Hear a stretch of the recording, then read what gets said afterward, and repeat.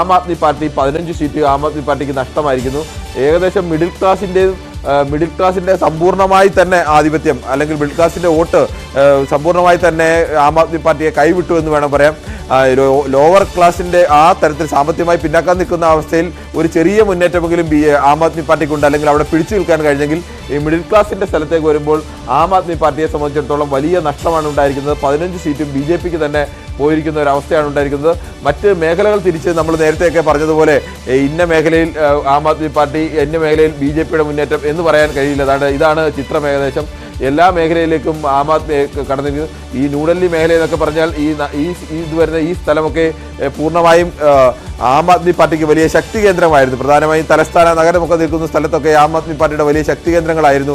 വലിയ ഭൂരിപക്ഷത്തിന് കെജ്രിവാൾ ആദ്യം 2013 ജയിക്കുന്നത് തന്നെ അന്നത്തെ 15 വർഷം തുടർച്ചയായി ഡൽഹി ഏറ്റവും ദീർഘകാലം ഭരിച്ച ഷീലാ ദീക്ഷിതിനെ 25,000 വോട്ടിന് അട്ടിമറിച്ചുകൊണ്ടാണ് കെജ്രിവാൾ ജയിക്കുന്നത്. അതിനുശേഷം 31,000 വോട്ടായി അത് 2015 ഉയർത്തി.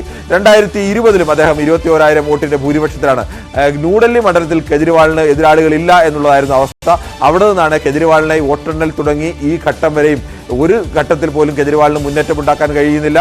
കെജ്രിവാളിന് മാത്രമല്ല, പ്രധാനപ്പെട്ട 3 നേതാക്കൾക്ക് മുന്നേറ്റമുണ്ടാക്കാൻ കഴിയുന്നില്ല. അതിൻ്റെ പ്രതിഫലനം, പ്രധാന നേതാക്കളുടെ അവസ്ഥ ഇതാണെങ്കിൽ മറ്റു നേതാക്കളുടെ അവസ്ഥ എന്താണെന്ന് ഊഹിക്കാവുന്നതേ ഉള്ളൂ.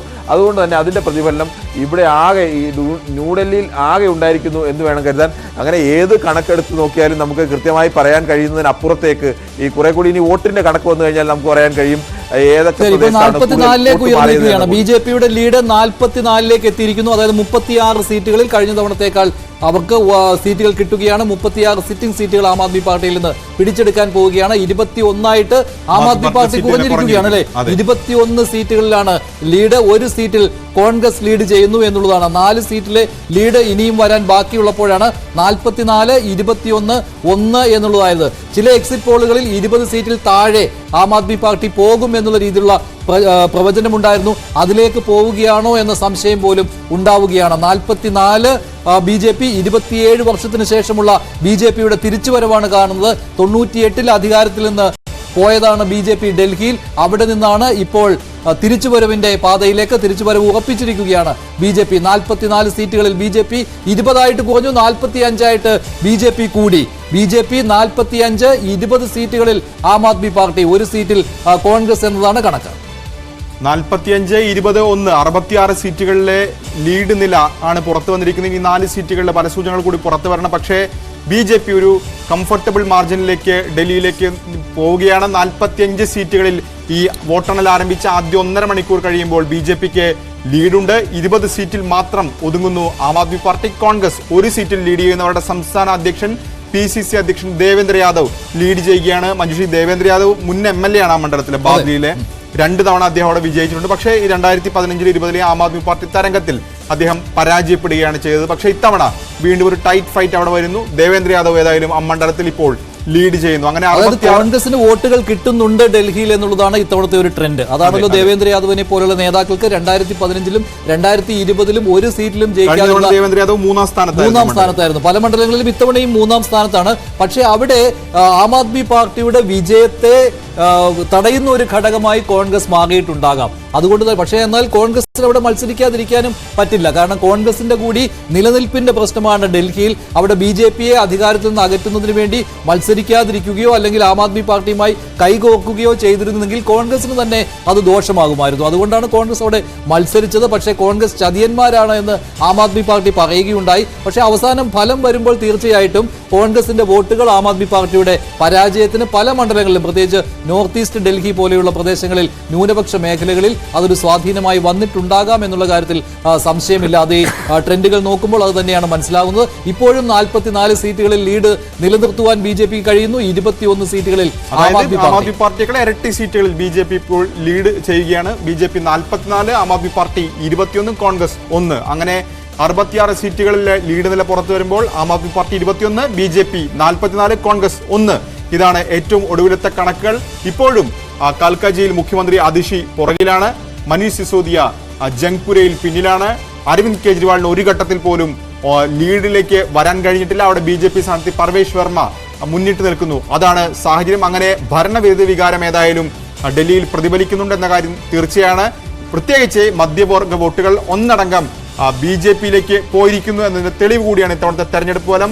മാത്രവുമല്ല താഴെ തട്ടിലുള്ള വോട്ടുകൾ എല്ലാ കാലത്തും ആം ആദ്മി പാർട്ടിയുടെ വോട്ട് ബാങ്കാണ്. അതിലും ഒരു വിള്ളൽ വീഴ്ത്താൻ BJP-ക്ക് സാധിച്ചു എന്നുകൂടി ഈ തെരഞ്ഞെടുപ്പ് ഫലം സൂചിപ്പിക്കുന്നുണ്ട്. അങ്ങനെ BJP 27 വർഷത്തിന് ശേഷം അധികാരത്തോട് ഡൽഹിയിൽ നിലവിലെ സാഹചര്യത്തിൽ നിലവിലെ ട്രെൻഡുകൾ അനുസരിച്ച് ആദ്യ 1.5 മണിക്കൂറിലെ കണക്കുകൾ വെച്ച് BJP 27 വർഷത്തിന് ശേഷം ഡൽഹിയിൽ ഭരണത്തോട് അടുക്കുകയാണ്. ഈ നോർത്ത് വെസ്റ്റ് ഡൽഹിയിൽ അവിടെ BJP ലീഡ് നേടുന്നത് 7 മണ്ഡലങ്ങളിലാണ്. ആ 7 മണ്ഡലങ്ങളിൽ 6ഇടത്തും ആം ആദ്മി പാർട്ടി നേരത്തെ ജയിച്ച മണ്ഡലങ്ങളാണ്. നോർത്ത് വെസ്റ്റിലാണ് ഒരു സീറ്റിൽ അല്ലെ, അവിടെ ഒരു സീറ്റിൽ ലീഡ് നേടാൻ കോൺഗ്രസിന് കഴിഞ്ഞിട്ടുള്ളത്.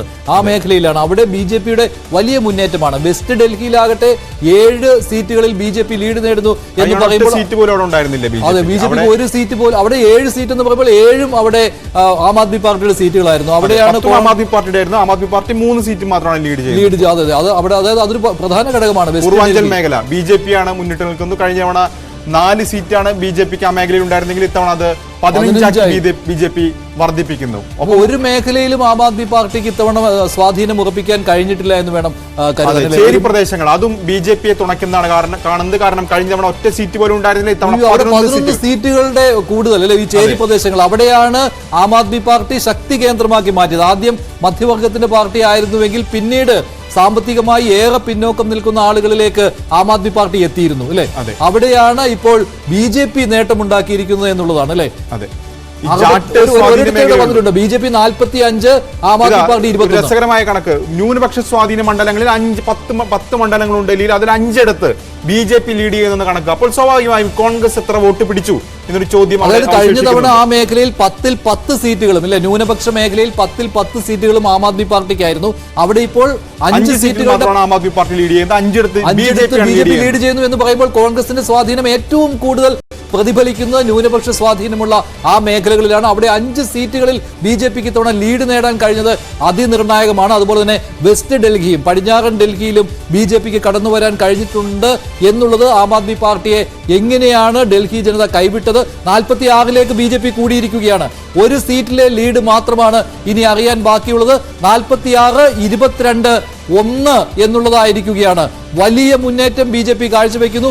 എക്സിറ്റ് പോൾ എങ്ങനെ പറഞ്ഞു അതേ രീതിയിൽ തന്നെയാണ് കാര്യങ്ങൾ പോകുന്നത്. എക്സാറ്റ് പോൾ 70 സീറ്റിലെയും ലീഡ് നില പുറത്തു വരുമ്പോൾ 46 സീറ്റിൽ BJP, അതിന്റെ പകുതി സീറ്റ് മാത്രമാണ് ആം ആദ്മി പാർട്ടിക്കുള്ളത്. 23 സീറ്റിൽ ആം ആദ്മി പാർട്ടി, കോൺഗ്രസ് 1 സീറ്റിൽ ലീഡ് ചെയ്യുന്നു. ഇപ്പോൾ മുഴുവൻ മണ്ഡലങ്ങളുടെയും ലീഡ് നില പുറത്തു വരുമ്പോൾ ഇതാണ് കണക്ക്. BJP 46, അതായത് കേവല ഭൂരിപക്ഷത്തെക്കാൾ 10 സീറ്റ് കൂടുതൽ നിലവിൽ BJP-ക്കുണ്ട്.